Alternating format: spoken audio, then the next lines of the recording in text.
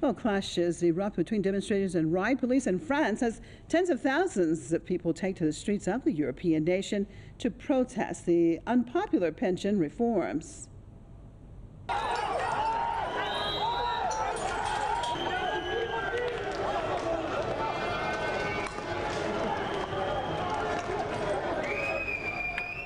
Riot police fired tear gas to disperse ralliers who threw projectiles at them. The rallies were held in Paris, Marseille, Nantes, and elsewhere, turning violent in some cities. This is the 14th such protest against the government's plans since January. The nationwide rallies are held just 2 days before an opposition-sponsored bill aimed at canceling the minimum pension age increases reviewed by Parliament. President Emmanuel Macron forced the reform through with special constitutional powers, which angry protesters this spring. Well, the government ignored the protests, insisting on long-term goals of the reform. The plan, which is already in statute books, have raised the retirement age for most workers from 62 to 64.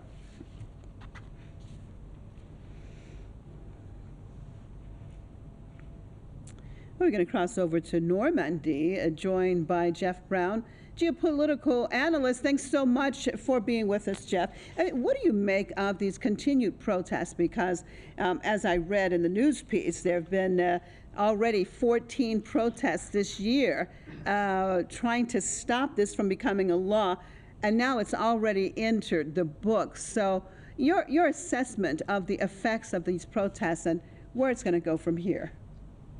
Well, you're exactly right. I mean, it's sort of like Iranians protesting against the Shah right now. It's over. It's finished. The law will never be changed.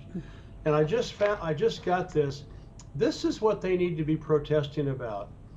82% of the French cannot save any money at the end of the month. 79% of the French are having to tighten their belts. 45% are doing staycations like the United States that has been doing since the 1980s. The poverty is exploding here. This is what they need to be protesting. And so Macron and the power elites love this because it's a waste of time. They should be protesting neoliberal capitalism, jungle capitalism, the impoverishment of the people, the taking away medical care, medical benefits, closing tens of thousands of hospital beds, getting rid of nurses. This is what they ought to be protesting, but they don't. And and I'm sorry to say, my heart goes out to them. It is a complete and total waste of time. And Macron and the 1% are laughing at them. Well, Jeff, interesting what you've just said. So let's talk about this. I mean, if these people, obviously, they're experiencing a lot of pressure inside of France, and many are experiencing even threats to their livelihoods or homelessness, and as you said, cannot save anything at the end of the month. So why do you think they are not protesting against that? What has put them in a direction to protest against a law that's already on the books now instead of what is in process of happening to them? Well, that's because all of these people are being organized by the unions, the syndicates, who are all co-opted by the power elites. They're all gentrified, bourgeois. This is not Charles de Gaulle going against the communists back in the 1950s. This is the unions now, and these NGOs have all been bought and sold.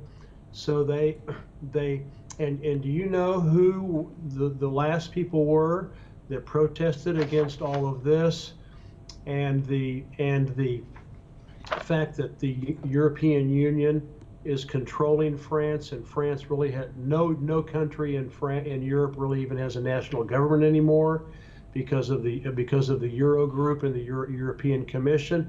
It was the yellow vests, and of course, what happened to the yellow vests? Your journalist in Paris, Ramin Mazaheri, reported on it. They were brutally crushed violently crushed. And so if they go out and really start protesting what really matters, then the Gestapo is going to come out and they're going to crush them. And so right now we're just watching kabuki theater. They can't. The rules are they can't go in front of the European Central Bank. Oh, that's forbidden. They can't go in front of the French Central Bank. Oh, that's forbidden. They can't go in front of the Parliament. Oh, that's forbidden. Oh, they can't go in front of the Elysee where Macron lives. Oh, that's forbidden. So they're just making the lives miserable for all the shopkeepers and stores in the streets where they're protesting, because they can't protest against the centers of power because they have been told that it's illegal.